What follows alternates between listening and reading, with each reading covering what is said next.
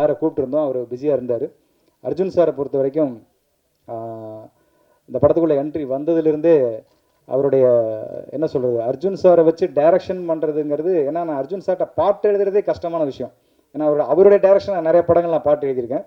So அப்படி அவர்கிட்ட பாடல் எழுதுறதே பெரிய வேலை, அவரை வச்சு டைரக்ஷன் பண்ணுறதுங்கிறது இன்னும் பெரிய வேலை.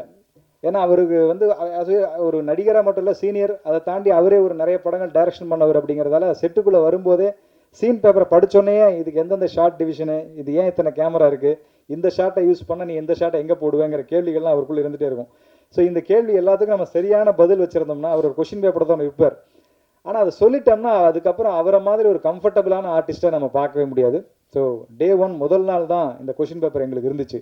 ஸோ நானும் தீபக்கெல்லாம் முதல்ல பேசி வச்சுப்போம், அர்ஜுன் சார் வரா இருப்பான், இன்னும் ஏகப்பட்ட கேள்விகள் இருக்கும், எல்லாத்துக்கும் தயார் பண்ணி வச்சுக்கணும்னு. ஸோ அதுக்கு எல்லாத்துக்குமான விடை அவர் கிடச்சிருச்சுன்னா அப்புறம் நம்மளுடைய போக்கில் விட்டுருவார். ஸோ கிட்டத்தட்ட இந்த படத்தில் ஒரு மிக முக்கியமான ஒரு அழுத்தமான ஒரு அந்த அந்த உங்கள் படம் பார்க்கும்போது தெரியும், அந்த கதையினுடைய கோர், அந்த வேறு பகுதியில் அந்த அர்ஜுன் சாருடைய பாத்திரம் இடம்பெற்றிருக்கும். ரொம்ப அருமையாக வந்திருக்கும். ஸோ அர்ஜுன் சாருக்கு ரொம்ப அந்த ஹைதராபாத்தில் கொஞ்சம் வரதா இருந்தது, அதனால் அவரால் அங்கே கொஞ்சம் படப்பிடிப்பில் இருக்கார். ஸோ ப்ரீவியூ ஷோக்கு வரேன் இருக்காரு, சந்திக்கிறேன் அப்படின்னாரு பத்திரிகையாளர்களை. ஸோ அவருடைய அந்த மிகப்பெரிய பங்களிப்புக்கு என்னுடைய நன்றியை தெரிவிச்சுக்கிறேன். நன்றி.